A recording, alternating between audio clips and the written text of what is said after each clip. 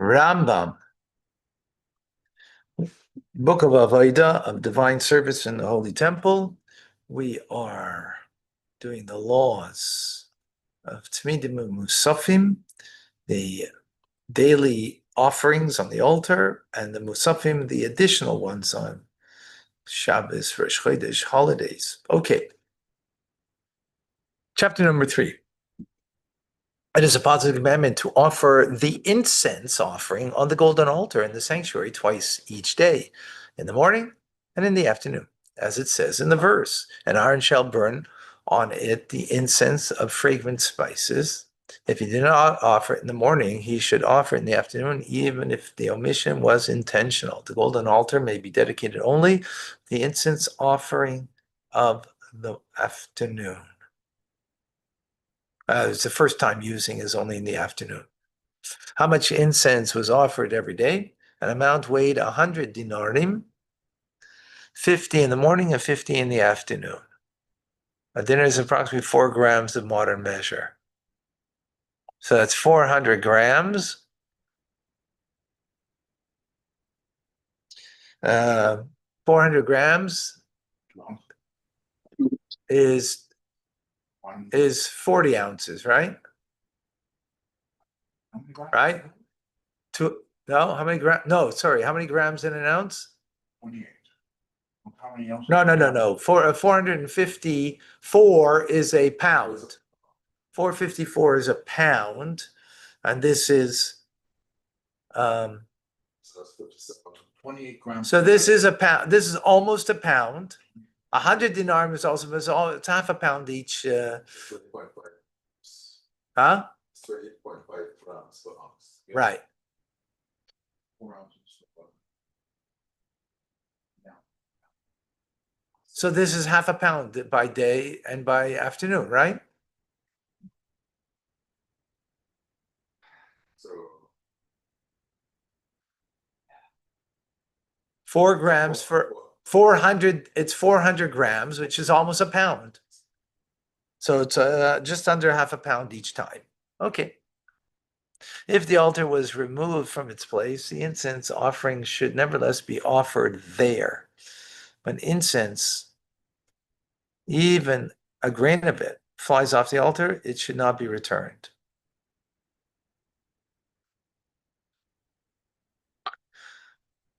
Interesting. The altar doesn't have to be there for it to be an acceptable offering.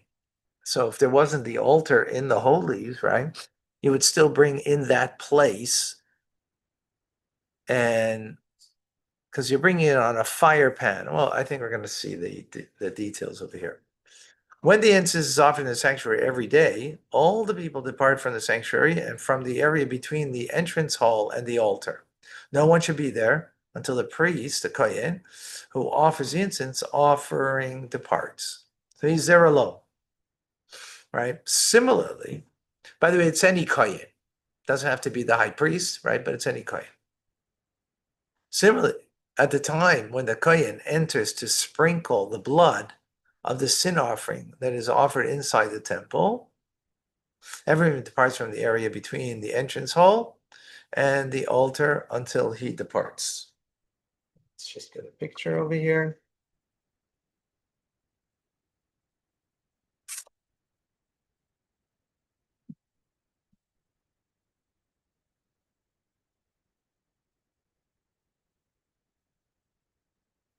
Here. This is the entrance hall, and this is where the golden altar is, right? So anywhere in this area, there would be, no one would be there.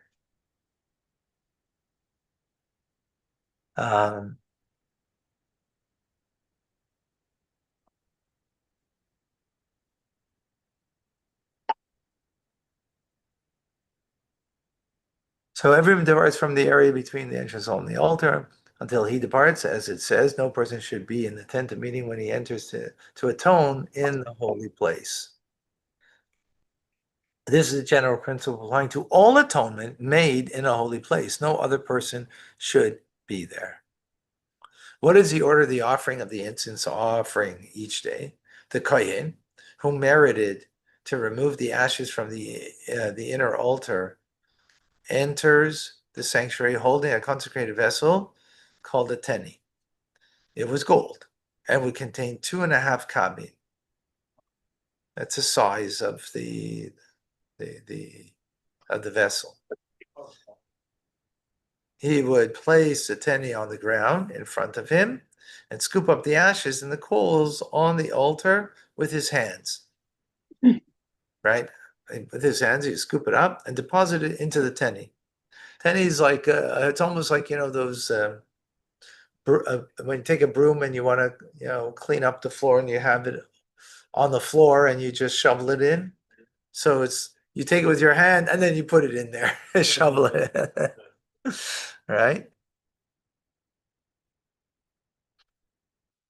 So he'd scoop the ashes and coals in the altar in his hands, deposit in the teni. At the end, he would sweep off the remainder into it. He would leave the teni in the sanctuary and depart. So that's what he cleaned it off first, right? That's the first guy. The one who merited, and it was done by lottery, right? People, what you got as your duty for the day. So the one who merited to bring the incense offering would take a vessel filled to overflowing with incense. The vessel had a cover. It was called a bezach. He would place the bezach in another vessel that was called a kaf, a spoon, right? He would cover the kaf with a small cloth and hold the kaf in his hand. Another kohen would enter the sanctuary with him holding a fire pan with fire. So he's coming with a fire pan, right? Taking fire from the altar outside. Excuse me.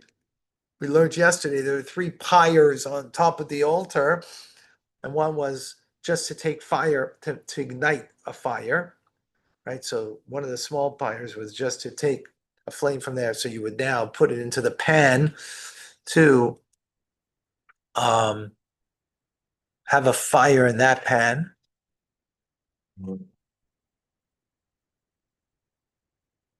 Okay.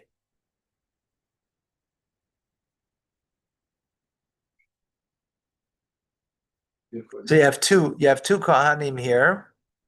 One that is holding the incense, right, and the bezach that's covered with a kaf, and then you have another one holding the fire pan that with fire in it, right? Number 5, how does he collect the coals from the fire pan? He takes a silver fire pan and ascends to the top of the altar. This is the altar that I just mentioned on the outside, right? The outer altar, that where animal offerings would go, right? And moves the coals to the saw. So he ascends to the top of the altar, moves the coals to the side, taking coals that have been consumed by the fire in the second array, and descends and places them into the golden fire pan. So he takes a silver fire, right? He's going on the altar outside here. The altar outside over here had 3 different fires on it, right? One was for the offerings. One was to take a fire from, and one was just because the verse says that you have to have a continuous fire, always burning. So it was always burning, that fire, right? So you take from the one that is meant for the igniting. He took it into a silver pan, right? Then he went with it. And now with that silver pan, he sends, right, takes some coals from here and descends and puts them now goes down the ramp, he puts them into a golden fire pan. If a kab or less of the coals have become scattered on the ground, he should sweep them into the channel for the overflow. Right? There was by the altar. I'm coming up. Yeah. Yeah. Thank you.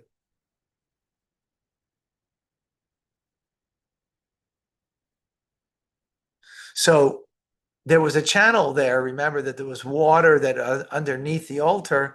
So sweep it into there. if it was a kab or less, because it's a small amount. On Shabbos, he should cover them with a sachter, because he shouldn't put it out on Shabbos, because this is not part of the service, so you should not put out a flame on Shabbos. Right? If more than a cup has been scattered, you should collect more with the fire pan. Right? So, and use it on the fire pan. The Pesachta would serve three functions. It had to be used to cover coals and dead crawling animal on Shabbos, and was used to remove the ashes from the altar. Okay. The priest who removed the ashes from the inner altar would proceed before them. He would take the teni that contained the ashes from the altar, prostrate themselves, and depart. Right? Remember, the first guy went in, he removed the ashes from the inner altar, but he left it there. This guy now is going in to remove it, and he departs. He prostrates, he departs. The priest holding the fire pan would array the coals on the surface of the inner altar, spreading them out with the bottom of the fire pan. He would then prostrate himself and depart. So now this guy, right, he's taking the coals that he took from outside, he's bringing them inside to the inner altar, spreading them out on the bottom of the fire pan on the altar, and then prostrates and he departs. The one holding the calf, who's got now what? This is the guy who has the incense, right? Mm-hmm. He would remove the bezach from the calf and give it to a friend or a relative to hold it. He checks if some of the incense spilled out from the bezach into the calf, right? I guess he put it back. His friend or relative places the incense that had spilled and that which was in the bezach in his hands. He then prostrates himself and departs. In other words, the friend, right? Or the relative. That person's departing now. Because remember, no one's allowed to be there. Right? So they're all doing their duties. Gone. The one who offers the incense is warned. Be careful. Do not begin releasing the incense in front of you, lest you become burned. He begins to pour the incense on the fire gently, like one who sifts flour until it's spread over the entire fire. Right? Because it's a pan. So he's like putting it with his hands a little bit here, a little all over, right, until it covers the entire pan. Interesting, they might become burnt. The person offering the incense stands to the east of the altar, right?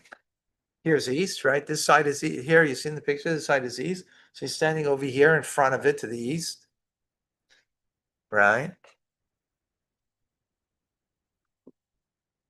He should begin pouring the incense on the western side of the altar. Otherwise, he will have to lean over. Right. So he's standing on the over here on the east side. Look over here. He's standing on the east side. The altar is over here. He starts spreading it on the further side, the western side, right? Because if he does it closer to him, then he's going to get the smoke and fire in his face, right? Because then he's going to have to lean over further to get to the further point. So go do the further point first, and then come to the closer point. Okay? And that's what it means he would burn himself. That's what they're saying. Be careful, right? That you shouldn't burn. So do the further part first, and then come to the closer part so you won't burn yourself. Interesting. The kohen who offers the incense does not offer it until the overseer tells him, offer the incense. If the high priest, the kohen gadol, is the one offering the incense, the overseer says, my sir, high priest, offer the incense. Now it's more respectful. After he says this, all the people depart from the area in front of the temple building. He then offers the incense, prostrates himself, and departs. Wow. Fascinating, fascinating. The overseer is a high priest system.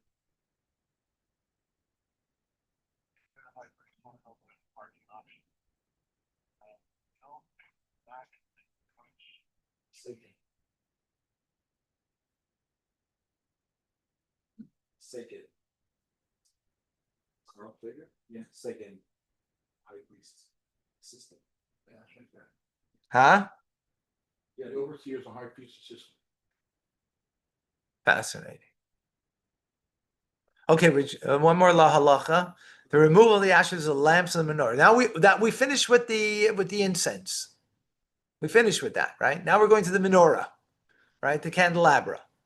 And they're kindling in the morning and the afternoon is a positive commandment, as it says, Aaron and his sons shall arrange it. The kindling of the lamp supersedes the prohibitions forbidden labor of Shabbos, right? You're not allowed to make a fire on Shabbos, right? But this you could, because it's a positive commandment that supersedes the negative commandment of Shabbos, right? Just like the offerings on the altar also do, right? You slaughter on Shabbos, right? The animal is being killed on Shabbos, right? That's supersedes you're not allowed to do it if it's not part of the divine service, and that's why, like there was, if the coal before fell and it was less than, so you just cover it. You can't put it out because that coal that's not going to be used part of the service is Not essential. well, it's not part of the service. Therefore, the laws of Shabbos will apply, and therefore you can't put it out. Right? But if it's part of the service, look, it's it's the same coal, but if it's not part of the service, then you're not allowed to put it up. If it's part of the service, then you're doing a positive commandment, and therefore you're able to make a fire on Shabbos. Which just goes to show that it is God's law. It's not a human thing. Oh, fire, you can't make fire on Shabbos. Yes, you can make fire on Shabbos. If it's in the Holy Temple doing the service, you have to do it. Not only it's not like an option, you have to do it. It's a commandment. The killing of the lamb supersedes the prohibition from Shabbos restrictions, ritual impurity, as do the other sacrifices that are offered in a fixed time to raise the continuous burning lamb. All right, I would love to continue. Fascinating stuff. Yeah. Fascinating. Thank you, Rabbi. God bless you all. Thank God you for bless participating you, in part Rabbi. of our journey together. God bless.